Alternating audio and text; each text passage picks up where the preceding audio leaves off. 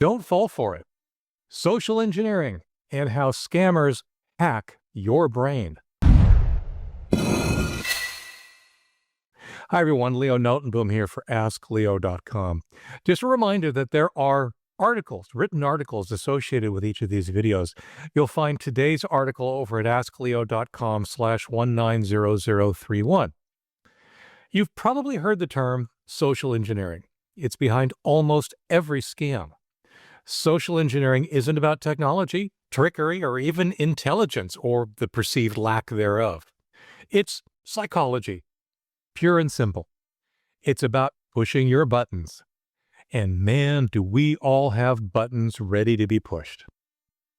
Social engineering is nothing more than manipulating you into doing something, perhaps something you wouldn't normally consider doing, by exploiting how your brain works. The techniques vary, and I'll cover a bunch of them, but it generally boils down to pushing the right buttons in the right way at the right time. If they do that successfully, it's possible to get you to do just about anything, whether it's in your own best interest or not. Fortunately, you can become more resistant to this mind game with a little knowledge. You can bring that awareness to bear whenever something seems even the slightest bit off. Now, your brain is busy all the time. That means it's often looking for shortcuts to avoid working maybe quite so hard. For example, let's say you get an email with your bank's logo prominently displayed. Your brain relaxes just a little bit at the familiarity. It doesn't feel as great a need to be suspicious, even though we all know that anyone can send you an email with your bank's logo. But your brain has taken a small shortcut. If you come across something you already believe or something new that confirms your pre-existing belief, your brain takes another kind of shortcut. If you already believe something to be true, your brain doesn't spend extra effort confirming it yet again. We call this cognitive bias. If you're busy, distracted, or stressed, your brain is much more likely to reach for a shortcut rather than think something through carefully. Scammers know this, and they're more than ready to take advantage of it. Now, none of those things have anything to do with intelligence. They're about being human. You're not dumb if you fall for a scam. You're human. Scammers are highly skilled manipulators. They know that your brain takes shortcuts, and they leverage that to try to scam you. Fortunately, recognizing the techniques that scammers use is a skill. It's a skill you can build. So here are some common techniques that scammers use to manipulate you. Understanding and recognizing them makes you less vulnerable to their scams. Scammers lie. This isn't a technique as much as it is a characteristic of all scams, and I cannot stress it enough. Scammers lie. They'll say anything to further their story and sucker you in, whether it's true or not. I often hear stories from victims who end up defending themselves, or even the scammer, by saying something like, "But they said," indeed, they did say that, and it was a complete fabrication, a lie. You cannot believe anything a scammer tells you.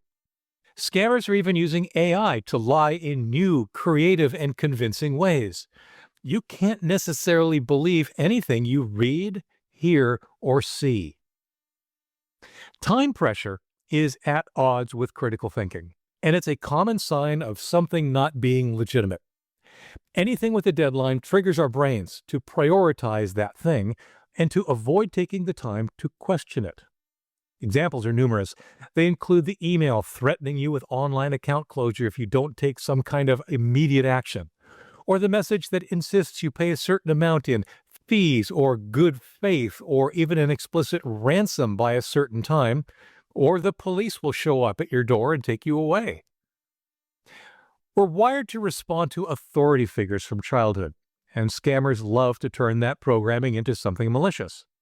Scammers often impersonate someone with power, from an IRS agent to your boss to some other respected figure.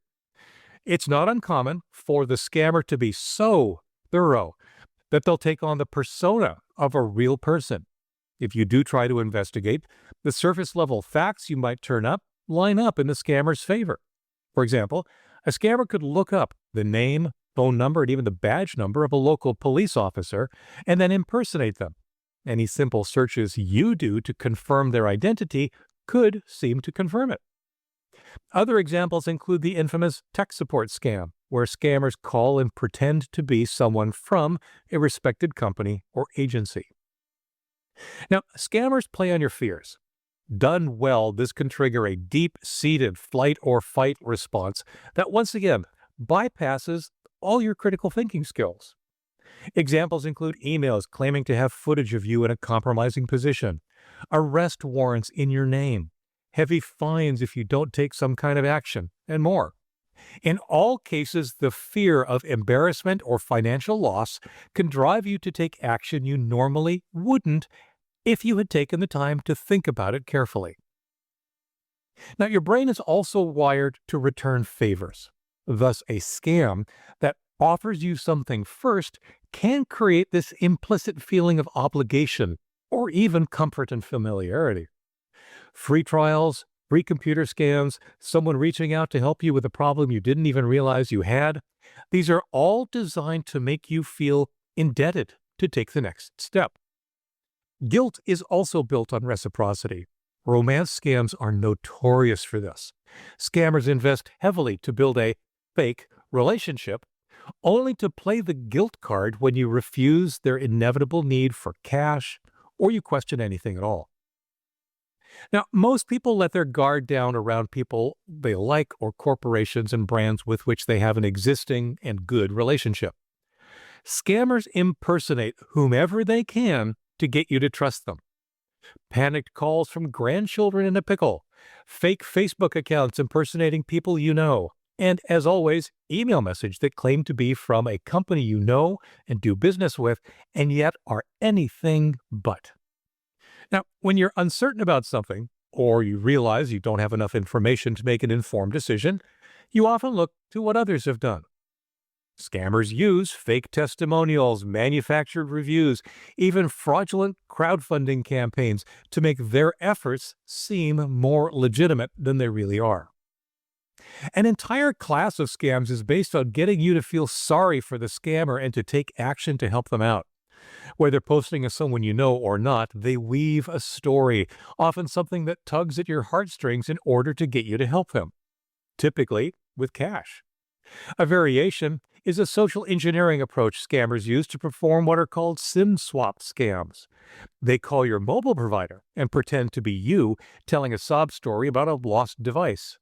When it's successful, your phone number and everything associated with it is transferred into the hands of a scammer. Now, there are some additional signs. These aren't explicitly manipulative, but they are big red flags that something could be amiss. Being instructed to pay via cryptocurrency or gift cards, once payment is made, it cannot be recovered.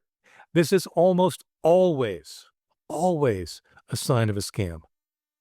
If you're instructed not to tell anyone, besides the obvious "we need to keep this between us for security" or some similar excuse, some scams go so far as to keep the mark on the phone the entire time while they visit their bank and retrieve money to be given the scammer.